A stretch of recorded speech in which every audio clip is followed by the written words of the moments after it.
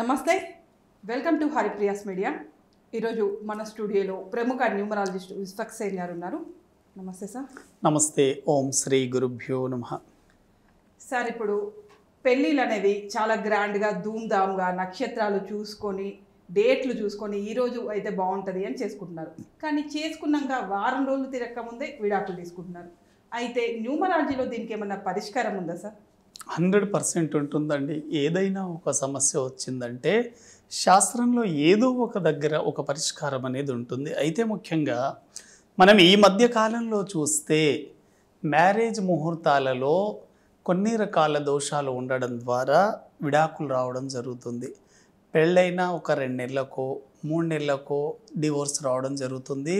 ఎంతోమందిని కూడా మన సెలబ్రిటీలను కూడా చూస్తూనే ఉన్నాం, విడిపోతూ ఉన్నారు.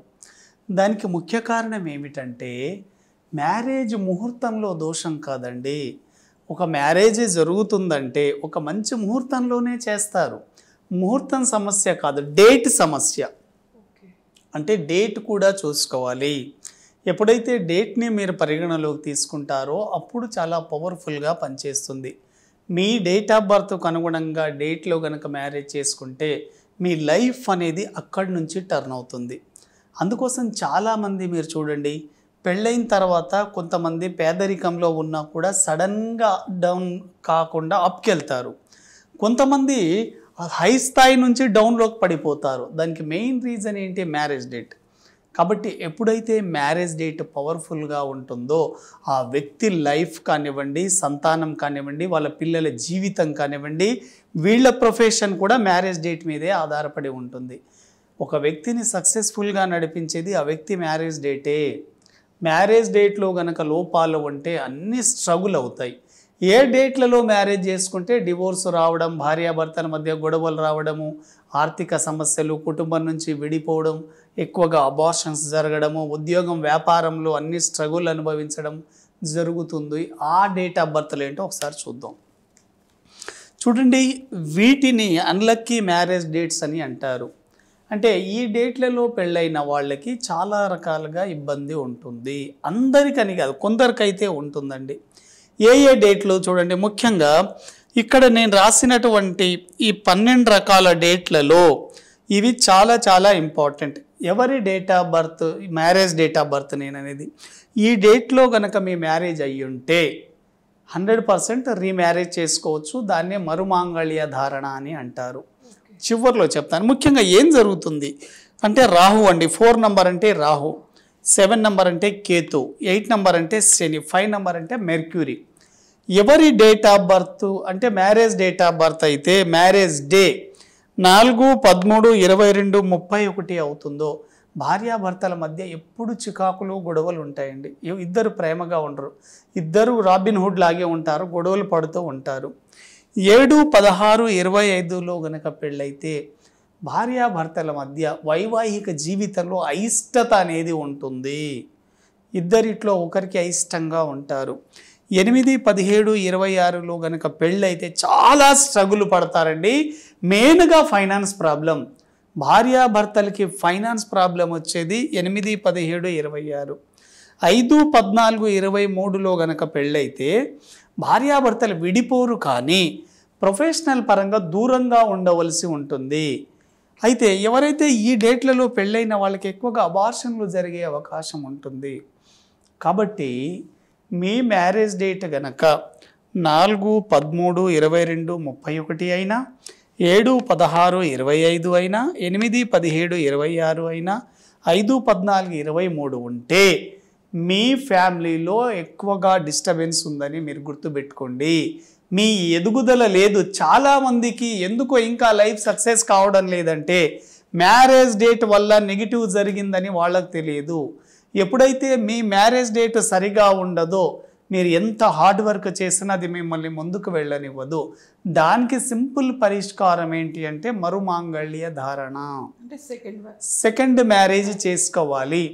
ఒక మంచి ముహూర్తం చూసుకొని మళ్ళీ ఆ రోజు మీరు తాళి కడితే అదే వ్యక్తితో తాళి కడితే సరిపోతుంది. ఎక్కడ కట్టాలి తాళి? దీన్నే ఏమంటారంటే మరుమాంగళ్యం. మరుమాంగళ్య ధారణ అంటే అంటారు. సెకండ్ మ్యారేజ్ కాదు, అతనితోటి ఇంకో ఎస్, పాత భార్యాభర్తలే 1 కోడ్లో మంచి డేట్ చూసుకొని గనక మళ్ళీ తాళి కడితే సరిపోతుందండి. ఎవరి సాంప్రదాయం ప్రకారం వాళ్ళు చేసుకోవచ్చు. హిందువులైతే మనకు తిరుపతిలో చేసుకోవచ్చు, తిరుపతి నిత్య కళ్యాణం పచ్చతోరణం. ముస్లింలైతే వాళ్ళ ఇంట్లోకి వాళ్ళ మత పెద్దని పిలిపించుకొని ఆ డేట్ నాట్ చేసుకోవచ్చు. క్రిస్టియన్స్ చర్చికి వెళ్ళి వాళ్ళ మతం ఆధారంగా పెళ్లి చేసుకోవచ్చు. దీన్నే మరుమాంగళ్యం అంటారు. సంవత్సరంలో 3 ముహూర్తాలు వస్తాయి. ఇప్పుడు 2024లో అక్టోబర్లో రాబోతుంది. ఎప్పుడైనా సరే మరుమాంగళ్యం చేసుకునేటప్పుడు డేట్, మంత్, ఇయర్ అన్నీ కూడితే ఒకటే రావాలి. ఇప్పుడు 2024 చూడండి మీరు, 2024 అంటే 8 ప్లస్ అక్టోబర్ అంటే 1 అంటే 9 ప్లస్ 1 నంబర్. అక్టోబర్లో 3 డేట్లు ఉంటాయి. అక్టోబర్ 1, 10, 19 3 డేట్లలో ఎప్పుడైనా చేసుకోవచ్చు. చాలా బాగా కలిసి వస్తుంది. ఎవరైతే ఈ 4, 13, 22, 31 తేదీల్లో కానీ 8, 17, 26 కానీ 5, 14, 23, 7, 16, 25లో పెళ్ళైన వాళ్ళు ఇబ్బంది పడొద్దు. ఆల్రెడీ నెగిటివ్ డేట్లలో మీకు మ్యారేజ్ అయిందని మీకు తెలిస్తే మరుమాంగళ్య ధారణ చేసుకోండి. మరుమాంగళ్య ధారణ చేసుకున్న తర్వాత వేరే లెవెల్లో మీ లైఫ్ సక్సెస్ని చూస్తారు. చాలా ఎక్సలెంట్గా ఉంటుంది. ఎందుకంటే చాలామంది చూడండి, భార్యాభర్తలు అనేక రకాలుగా ఇబ్బందులు పడడానికి కారణం మీ మ్యారేజ్ డేటే. మీ మ్యారేజ్ డేట్ సరిగా లేకపోతే మీ పిల్లలు మీకు అందుబాటులో సరిగా ఉండరు. మీ పిల్లలు వాళ్ళ ప్రొఫెషన్లో కూడా సక్సెస్ కాలేరు. తల్లిదండ్రుల డేట్ ఆఫ్ బర్త్ల మీదనే పిల్లల జీవితం కానీ వాళ్ళ ప్రొఫెషన్ ఆధారపడి ఉంటుంది. ఎస్, 100% చాలామంది చేస్తున్నామండి.